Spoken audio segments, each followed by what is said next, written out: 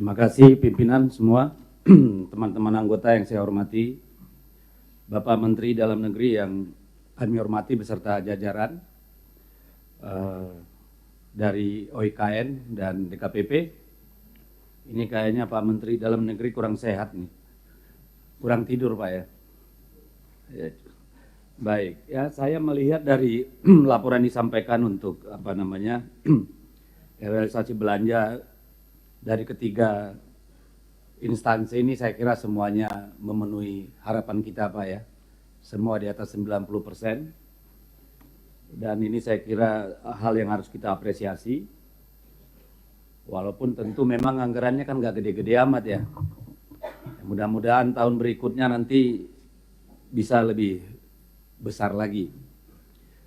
Saya juga mengapresiasi Kementerian Dalam Negeri karena banyak prestasi yang sudah diraih melihat laporan ini secara kualitatif.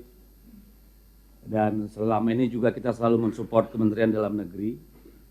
Tapi Pak Menteri, kayaknya kita dengan Kementerian Dalam Negeri juga masih kurang gaul Pak. Karena kita belum pernah sosialisasi dengan Kementerian Dalam Negeri ini Pak. Saya nggak tahu apakah itu dimungkinkan.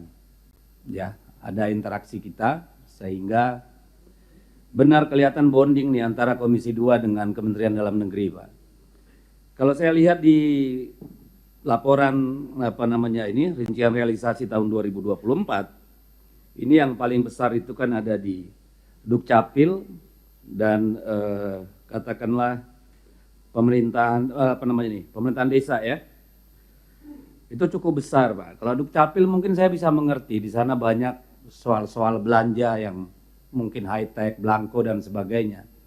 Tapi yang di pemerintahan desa ini kan mungkin bisa di-share dengan kita Pak. Apa saja ini rincian kegiatannya gitu. Sehingga kita bisa diskusi di mana Komisi 2 bisa menjadi bagian yang menyukseskan. Karena apa? Sekarang ini menjadi sangat penting karena pemerintahan Bapak Presiden Prabowo Subianto itu kan sedang mempersiapkan satu eksperimentasi yang menurut kami monumental meskipun beresiko, yaitu Koperasi Desa Merah Putih. Dan saya kira ini tidak hanya akan menjadi concern dari katakanlah komisi yang terkait dengan mereka secara langsung, tapi kita juga di Komisi 2 saya kira sangat berkepentingan untuk bisa berinteraksi untuk mendukung program ini menjadi lebih baik juga Pak. Jadi mohon nanti disampaikan pada kita ruang-ruang sinergi yang bisa terbuka untuk kita. Nah, yang pertama saya ingin tanyakan pada Pak Menteri. Yang kedua lah, tadi kan udah soal itu ya. Yang kedua ini banyak sekali Pak prestasi yang disampaikan secara kuantitatif. Tapi saya ingin bertanya secara pribadi kepada Pak Menteri. Bukan secara pribadi, tapi mungkin secara kualitatif Pak. Kalau ada orang nanya atau katakanlah Bapak Presiden bertanya pada Pak Menteri ini, Pak Tito, coba kasih tahu saya, apa yang paling memuaskan Anda dari Kementerian Dalam Negeri? Capaian Anda bisa banggakan. Kita perlu tahu Pak. Yang kedua Pak, kira-kira apa masalah terbesarnya Pak? Belajar dari yang lalu. Karena hampir semua yang dilaporkan pada kita ini, kita tidak bisa cross check dengan output outcome yang dulu kita sepakati ketika menyepakati anggaran, Pak. Jadi saya ini baseless harus menilainya hanya berdasarkan laporan yang ada di sini. Sehingga kita tahu bahwa negara ini memang dari tahun ke tahun itu ada progres. Nah ini kan kami juga tidak punya data, misalnya tahun 2024 output outcome apa yang kita sepakati misalnya Pak. Sehingga kita mengukurnya dengan lebih katakanlah lebih bertanggung jawab gitu. Lalu dari soal anggaran, kemarin dengan Inpres nomor 1 tahun 2025 soal pengetatan anggaran, itu terlihat penurunan. Dan kemungkinan 2026 juga akan terjadi penurunan, walaupun sedang diusahakan diminta Pak ya, sampai 6 triliun gitu. Nah kalau itu mau dilakukan, ya saya ingin tahu Pak, apa yang paling prioritas Pak?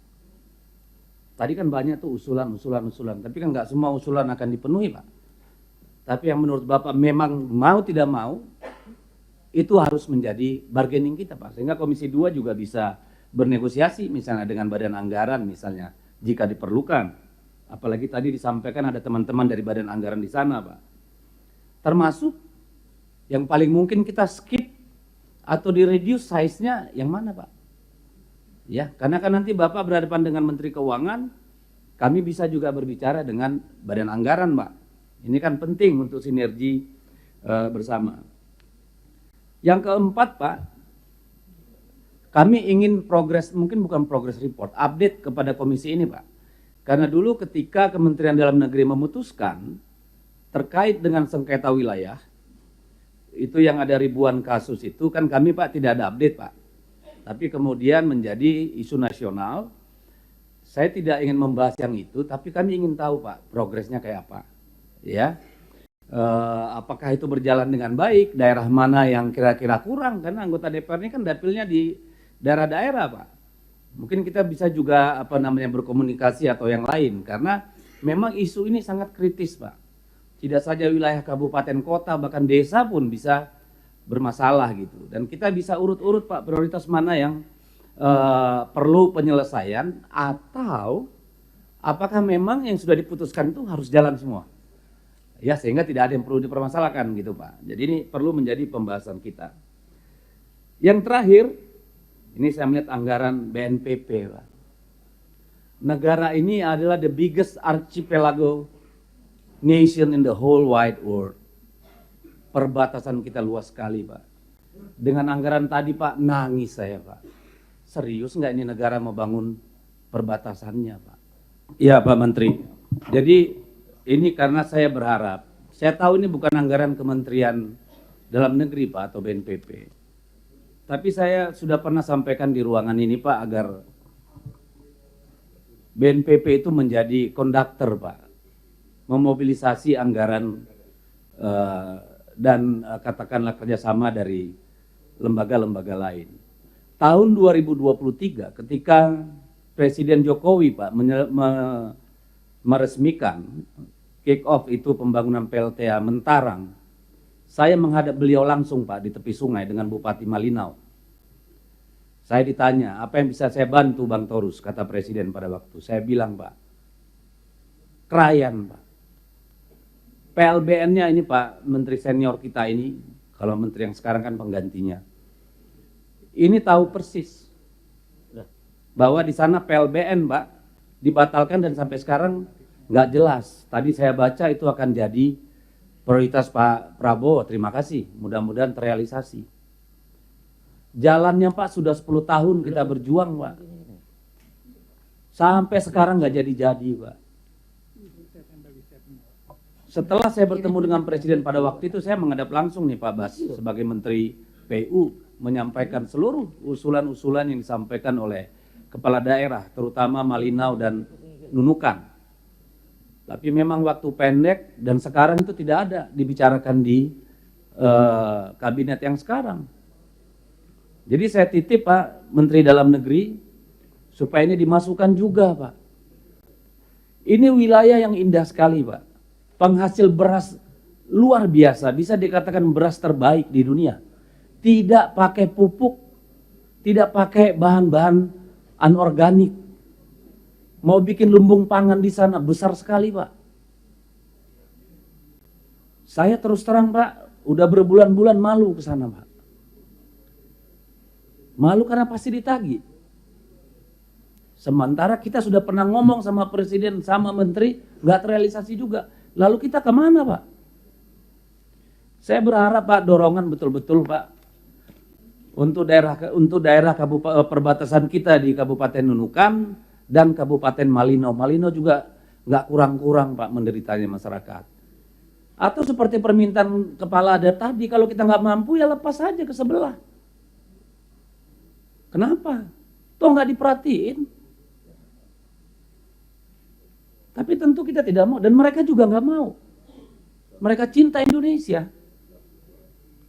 Makanya saya bilang tadi, negara yang nggak cinta sama mereka. Ini bukan urusan dapil, Pak. Kebayang nggak bahwa orang mati? Orang sakit pasti mati, Pak. Mau ke rumah sakit naik pesawat. Saya sebenarnya udah capek. Jadi saya mohon perhatiannya agar itu dalam APBN 2026 diperjuangkan, Pak. Makasih. Makasih pimpinan.